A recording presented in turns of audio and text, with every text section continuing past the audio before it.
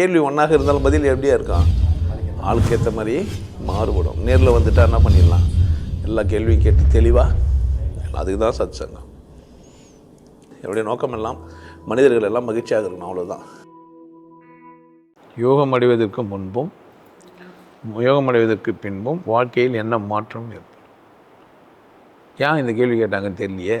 இப்போது ஊரில் திருட்டு பயமுள்ள மாதிரியெல்லாம் குருவாயிட்டானுங்க. இப்போ நம்ம இந்த பதில் சொன்ன உடனே அவன் என்ன பண்ணுவான், நம்ம என்ன பதில் சொல்கிறோமோ அதை வச்சு என்ன பண்ணுவான், போய் ஆமாம் நான் யோகம் அடிக்கிறது முடி அப்படி இருந்தேன், யோகம் அஞ்சு பேர் என்ன ஆகிட்டேன், இப்படி ஆகிட்டேன். யோகம் அடிக்கிறது முடி ஷவரம் பண்ணுவேன், பிரெஞ்சு வீடு வச்சுருந்தேன், யோகம் மஞ்ச உடனே புல் தாடி விட்டேன்.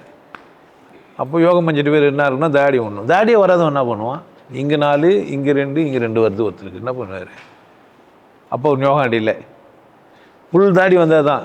ஐயா உங்களுக்கும் ஃபுல்லாக தாடி வருது, நீங்கள் சொன்ன நீ கை காட்டுற ஆளுக்கும் எப்படி இதே ஃபுல்லாக தாடி வருது, பக்கத்தில் பார்ப்பேன் எனக்கு தாடி கொஞ்சமாக தான் வரும்.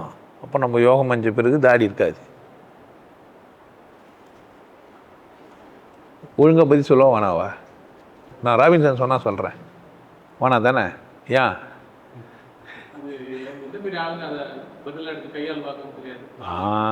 சில பதில்களை தவறாகத்தான் கையாளுறாங்க.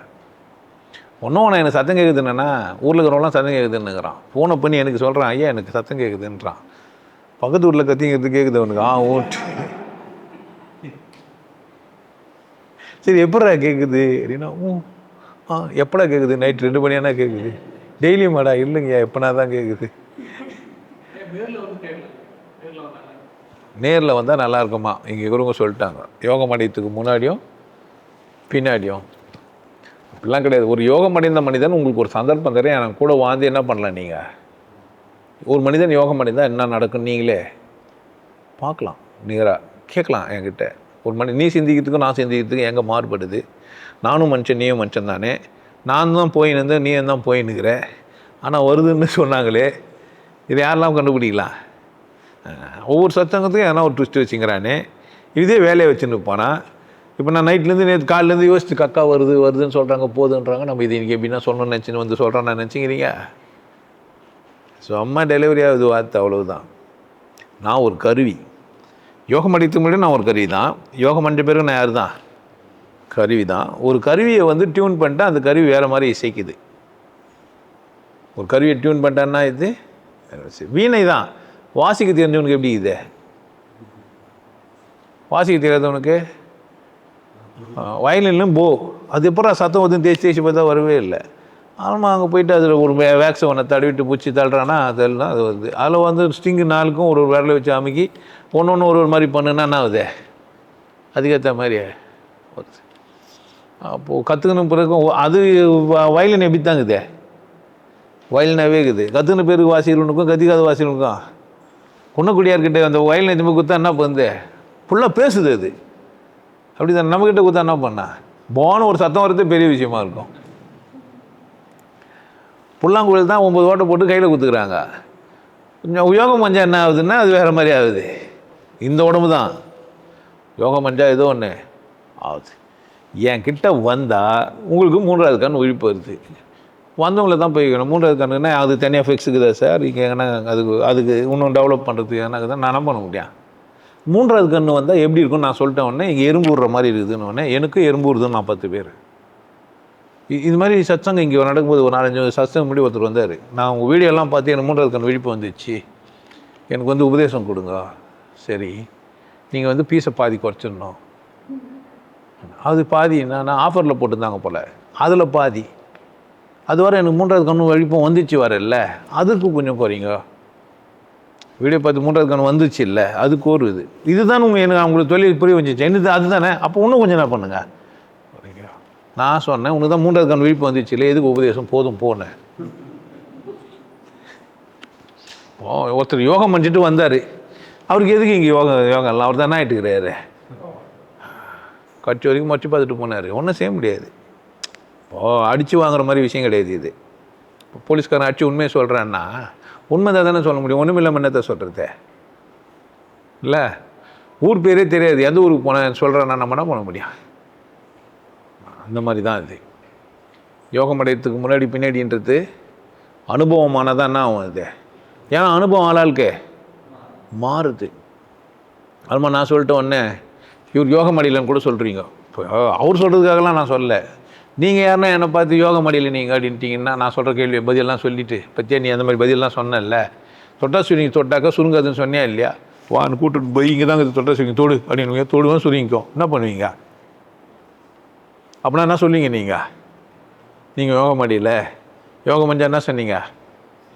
தொட்டா சுருங்கி தொட்டா சுருங்காது. நீங்களே சுருங்குது என்ன திரும்ப உணர்காது சொல்லணும். அப்படி இல்லைடா யாருக்குன்னா ப்ரூவ் பண்ண நினச்சி தொட்டால் தான் சுருங்காது, நான் தனியாக தொட்டால் சுருங்க தனியாக தொட்டால் சுருங்காதுக்கு எனக்கு நீ ஏன் சொல்கிறேன்னு கேட்டிங்கன்னா நான் பண்ணுறது. இப்போ தொட்டா சுருங்கியும் எனக்கும் அது தொட்டாவே சுருங்கும். இன்னொருத்தர எட்டு வந்து காமிச்சா என்ன பண்ணா இன்னும் கொஞ்சம் வெக்கமாயிட்டாது. அப்போ தனியாக போய் நான் ஒரு திரும்ப தொட்டுக்கணும். நானே மஞ்சின்னா இல்லையான்னு நான் போய் திரும்ப ஏன் அது மாதிரின்னா அது சொல்லும். நீ அதை இட்டுன்னு வந்த அவன் நிரூபிக்கிறதுக்கு தான் நீ என்னை வந்து தொடுவியா போடான்னு அது வெக்கப்படும். நம்ம என்ன பண்ணுறது? இப்போ தொட்டை சுருங்குன்னு சொல்லவா சொல்ல வேணாவா? ஞானம் மஞ்சிட்டா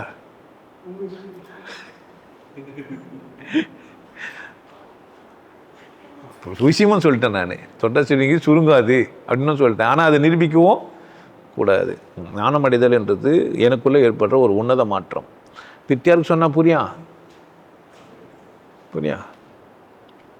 புரியுமாங்க?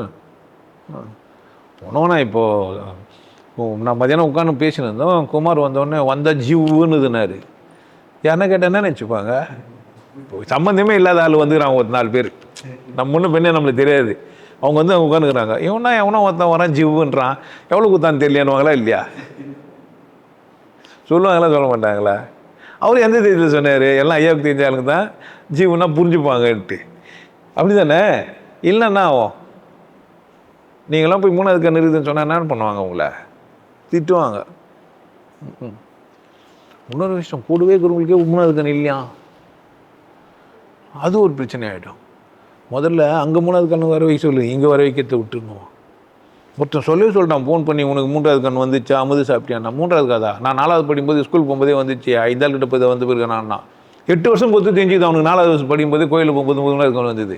ஆமாம் இங்கே வந்து சொல்லியிருந்தான்ட்டு ப்ராப்ளம் ஆகாத கண்ணை மனோகர் கேட்குறாரு, உனக்கு 3வது கண் வந்துச்சான்ட்டு. உடனே இது மாதிரி ஒரு பதில் சொல்கிறான். என்ன பண்ணலாம்? மாதிரி டைப்பாக இருக்குது. ஞானம் அடித்து முன்னாடி பின்னாடி சொன்னா என்ன ஆவான்? புக்கை ஃபஸ்ட்டே ஞானம் வச்சுட்டு வரலாங்கிறான். புக்கை ஃபஸ்ட்டு புக்கில் சொல்கிறாங்க. நான் வர பாட்டெலாம் சொன்னேன். பார் ஞானத்துக்கான அடையாளம் என்ன பண்ணிடுறாங்க சொல்லிடுறாங்க. அது என்கிட்ட இருக்குது பாருன்ட்டு ஒருத்தன் இடிச்சு இங்கே கருப்பாக்கிடுறான். அதான் 3வது கண்ணுன்ட்டு நம்ம சொன்னோன்னே இப்போ என்ன பண்ணுவான்? 3வது கண் இருக்குது கரெக்டுன்ட்டு மைய வச்சு இப்போ அது பூர்வம் வரைஞ்சி சொல்ல முடியாது. பிளாஸ்டிக் சர்ஜரி பண்ணு கூட வந்தாலும் வருவான்.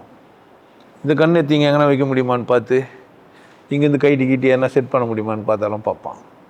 நேபாளில் இருக்கிறவங்களுக்கெல்லாம் ஓட்டுக்கு தான். நேபாளில் சில பணங்கள்லாம் நோன்னா இங்கே ஓட்டே இருக்குதான். ஒருவேளை 3வது கண்ணுன்னா அங்கே ஓட்ட வந்துருக்குமோ இப்படிலாம் ஆராய்ச்சி பண்ணுறவங்களாங்கிறாங்க. 3வது கண்ணுன்னா அது பிட்யூட்டரி கிளாண்டு தான் உள்ள மூளைக்கு உள்ளுக்குதுன்னு ஒருத்தர் கண்டுபிடிச்சே சொல்லிட்டான். நான் உங்களுக்கு சொல்கிறேன் அதெல்லாம் கிடையாது. அறிவியல் பூர்வமானது கிடையாது. உங்களுக்கு இருக்கிற ஆர்கான்லாம் அது கிடையாது. வித்தவுட் ஆர்கான் அது. நீங்கள் வெளியே போகலாம். நீங்கள் இந்த உடம்பு விட்டு என்ன பண்ணலாம்? வெளியே போகலாம். வெளியே போன நீங்கள் என்ன எடுத்துன்னு போனீங்க? இங்கேருந்தே என்னத்தை எடுத்துன்னு போனீங்க? அது உள்ளேருந்தே அதை நான் சொல்லுவேன். பயிற்சி பண்ணால் நீங்கள் அதை அனுபவிக்கலாம். அப்போ அங்கங்கே இருக்குது 3வது கண் பிட்யூட்டரி கிளாண்டில். சொன்னால் ஒத்துப்பாங்களா? தெரியாது. அனுபவம். ஒருத்தன் சொல்லிட்டான் மெட்ரிகன் விழிப்பு வந்து ஒருத்தன் 3வது கண் தெரிஞ்சிச்சுன்னா அவன் தண்ணில் போனால் தண்ணி ஆகிடுவான், நெருப்பில் போனால் நெருப்பு ஆகிடுவான், சாவே மாட்டான்ட்டான். இது வந்து என்ன தெரிஞ்சுக்கலாம்? நம்ம அவர் அதை அடையலன்னு தெரிஞ்சுக்கலாம். எல்லாம் பிரச்சனை உங்ககிட்ட. என்னை ஒத்துக்கலைனாலும் அது உங்கள் தப்பு இல்லை. ஒத்துக்கக்கூடாதுன்னு தான் நான் பேசினே இருக்கிறேன். அதை தாண்டி ஒருத்தர் வந்தாங்கன்னா ஜெயிச்சிருவோம். ஒருத்தர் தான்னா எதடான்னா அவநம்பிக்கை. எவனா சொன்னதெல்லாம் ஒத்துக்கினேன்னா என்னென்ன வரக்கூடாது. ஆமாம் இருக்கும், இல்லை சந்தேகப்பட்டு கூட வரலாம். சந்தேகப்பட்டே செய்யலாம். அனுபவித்த பேர் அந்த சந்தேகத்தை தூக்கி போட்டுடணும். அப்புறமாவும் சந்தேகத்தை வச்சுன்னா யார் பிரச்சனை இது? அது தேரான் தெளிவும் தெளிந்தான் நெய்யரும் தீரா இடும்பை ஒன்றே தான். வீணையை வாசிக்க தெரிஞ்சுப்பேன், அவ்வளோதான். இந்த உடம்பை உன்னால் என்ன பண்ண முடியும்?